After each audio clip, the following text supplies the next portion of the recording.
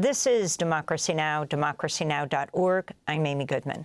In an attempt to quell the MAGA base uproar over the Trump administration's refusal to release the files of the dead serial sex abuser Jeffrey Epstein, President Donald Trump's Deputy Attorney General, who is Trump's former private lawyer, just finished 2 days, Thursday and Friday, of meetings with the convicted felon Ghislaine Maxwell, who's serving a 20-year sentence for conspiring with Epstein to sexually abuse young girls. Deputy Attorney General Todd Blanche and Maxwell met for 9 hours at the federal courthouse in Tallahassee, Florida. This is Maxwell's attorney, David Marcus. Ms. Maxwell answered every single question. She never stopped. She never invoked a privilege. She never declined to answer. She answered all the questions truthfully, honestly, and to the best of her ability. The meetings with Ghislaine Maxwell at a federal courthouse in Tallahassee come as President Trump faces growing bipartisan pressure to release the government's files on Jeffrey Epstein, longtime friend of Donald Trump. On Friday, Trump was questioned if he considered pardoning Maxwell. Would you consider a pardon or a commutation for Ghislaine Maxwell if she's cooperating? It's something I haven't thought about. It's really something recommended. It's something I'm allowed to do it, but it's something I have not thought about. One of the first accusers of Jeffrey Epstein says she warned the FBI and the New York Police Department to look into his relationship with Donald Trump as early as 1996.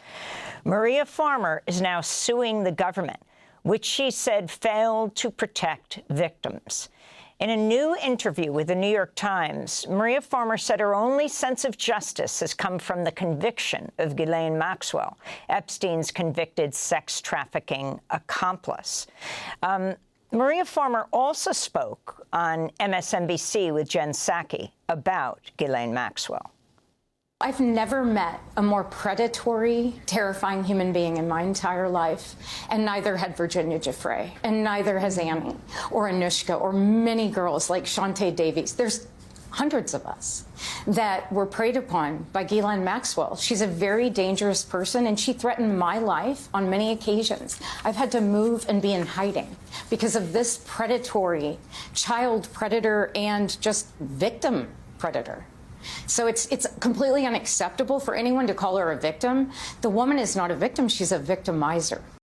So that's Maria Farmer, who has alleged that both Ghislaine Maxwell and Jeffrey Epstein abused her and her sister, Annie Farmer, who has testified about how Ghislaine Maxwell not only groomed and recruited her, but also took part in her abuse. Annie Farmer spoke on ABC News. She was the one who asked me to undress. She was the one who exposed my chest. She's the one who touched me. And I think that that was not unusual. I mean, that was something that came out in her trial and one of the things that she was found guilty of. The Department of Justice is clear on that she herself is a sexual predator who has participated in this abuse. For more, we're joined by Vicky Ward, longtime investigative journalist, host and co-producer of the series Chasing Ghislaine, the untold story of the woman in Epstein's shadow. It's a podcast series. It's a TV series. Vicky Ward profiled Jeffrey Epstein for Vanity Fair in 2003. Welcome back to Democracy Now!, Vicky. Let's go back to 2003. Before we talk about this Deputy Attorney General meeting, the fact that you tried to get Maria and Annie's story out so many years ago, you would have broken this story. But you talk about how the editor-in-chief of Vanity Fair stopped you from doing this, and it came out to be just a kind of profile of Jeffrey Epstein. That's right, Amy, and thank you for having me. Yeah, I was assigned to write about Jeffrey Epstein, who was an enigma back then. He was not someone whose name was in the newspapers, except for the fact that he popped up in the fall of 2002 as having flown Bill Clinton on his plane to Africa. And on the back of that, I was assigned to go out and find who this kind of Gatsby-like figure was, who lived in the biggest private townhouse in New York, who had an island, a ranch in New Mexico. Where had his money come from? And along the way, I discovered that he had a reputation for having a lot of young women around him. This was in addition to Ghislaine Maxwell, who was sort of like a Girl Friday. It was, her role became sort of very nebulous. And I did encounter the two farmer sisters who told me their harrowing stories. They went on the record, which was a very brave thing to do, given, as you heard Maria Farmer just there saying that, you know, she felt they were coming after her for a lot of her life. And you know, it was a difficult time for me. I was on a high-risk pregnancy, so once I'd handed the piece in, I went on bed rest before I ultimately went into labor. Jeffrey Epstein was threatening me and telling me he was going to find out where I was giving birth, and he was going to have a witch doctor place a curse on my unborn children if he didn't like this piece. He was clearly furious about the fact that I had spoken to the farmer sisters. That more than anything else about what I'd uncovered enraged him. And when I was at home on bed rest, I heard from a fact checker at the magazine who emailed me that he was in the Vanity Fair offices meeting with the editor-in-chief in person. I knew that the magazine was still waiting for photographs. Yes. And the next thing that I knew was, you know, when I saw a final galley of the piece that was already on its way to appear in the published version of the magazine, the farmer sisters' allegations had been removed. And I will stress, I didn't obviously at the time have any idea of the scale of this awful sort of pyramid scheme that Jeffrey Epstein and Ghislaine Maxwell had going on with underage girls. But I did have the farmer sisters, and obviously it was appalling because they had gone on record. So Jeffrey Epstein and Ghislaine Maxwell were aware of what they had said, and it was a horrendous situation. And so Jeffrey Epstein, there was this deal that ultimately would take down Alex Acosta once he became Secretary of Labor, because he was the U.S. attorney in Florida that cut this sweetheart deal that meant Jeffrey Epstein could serve 13 months in a Palm Beach jail, leaving every day for about 10 hours, in which the allegations are he abused one young woman after another. 13 months, then he was out, and it would take until 2019 for the federal charges to be brought in New York. Now, that's a lot to get in here, but these victims, let's talk about how many you believe there have been. I mean, you have one victim after another saying they were victimized, and then Ghislaine Maxwell or Jeffrey Epstein would say, can you go get others? One young woman said she can't live with herself. She recruited like 40 kids in her high school, girls, often, you know, poor, needing money. They would be paid something like $200. Another said 60. She recruited 60 friends. Are we talking upwards of 1,000 people? Children or young women who were abused or raped by Jeffrey Epstein with the help of Ghislaine Maxwell? Well, Amy, I mean, that's actually a figure I think Pam Bondi, you know, I think she said 1,000. I mean, one of the things that became very, very clear when, you know, I sat through Ghislaine Maxwell's 6-week trial was the sort of the cleverness as well as the sickness of the manipulation that went on inside Jeffrey Epstein's household, beginning, if you like, with Ghislaine Maxwell, this very polished, sophisticated, Oxford-educated woman who spoke many languages, who knew presidents and heads of state all around the world. Once she had got these much more vulnerable young women inside that house, sort of effectively normalizing for them the incredible abuse that went on, you know, they were then incentivized to turn around and go and get, as you say, these other children. And it became, I mean, you know, one of the things that became very clear in her trial was the sickness, but also the scale of this web.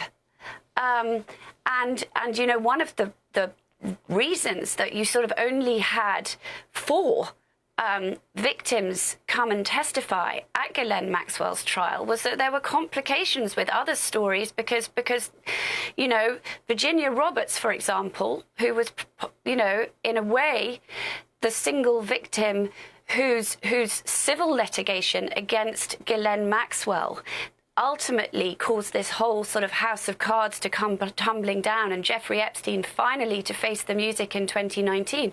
You know, Virginia Roberts' story is a complicated one because she then was accused of going out to recruit other girls.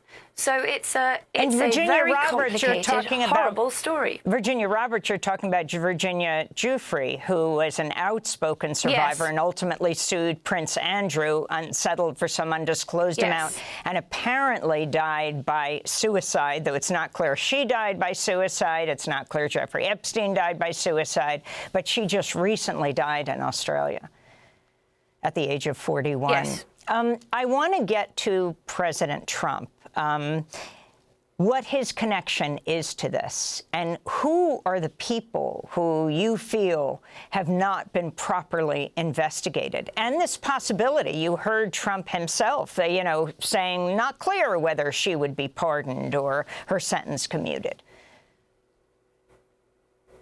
Right. And I also think, you know, it's worth thinking about the fact that Ghislaine Maxwell, you know, is a citizen of many countries. You know, another option is, you know, whether or not she would be sent back to Europe or to England, you know, where there may be a different view of her, given her background.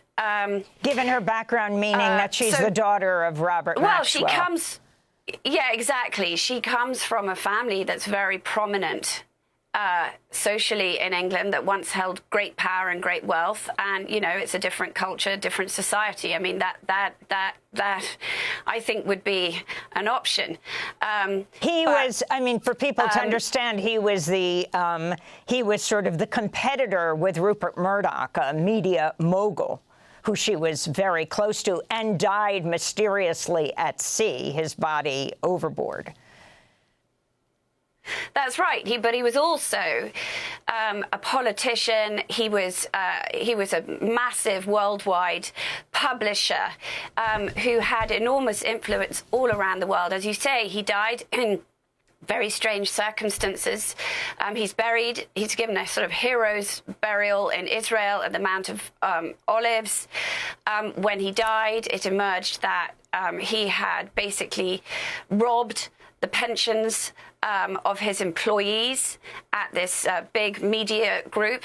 Two of his sons went on trial but were acquitted for that. But this is a story that is this is a family rather that is very high profile in England and in Europe. You asked, Amy, though, about the relationship between Jeffrey Epstein and Donald Trump. You know, they were friends. They hung out with each other. These were two guys, you know, between Donald Trump's marriages, who were single and who both hung out with models. Jeffrey Epstein's main financial benefactor, Leslie Wexner, was the owner of Victoria's Secret, the most sort of prominent, you know, modeling organization in the world. We know, particularly last week, the Wall Street Journal reported that for Jeffrey Epstein's 50th birthday, the Journal claimed, Trump denies this, it says it wasn't, you know, him, that, you know, Donald Trump sent him a sort of racy, congratulatory message alluding to Jeffrey Epstein's private life. So Donald Trump was, you know, clearly we do know was aware of Jeffrey Epstein's predilection for women and you know, his sort of social life.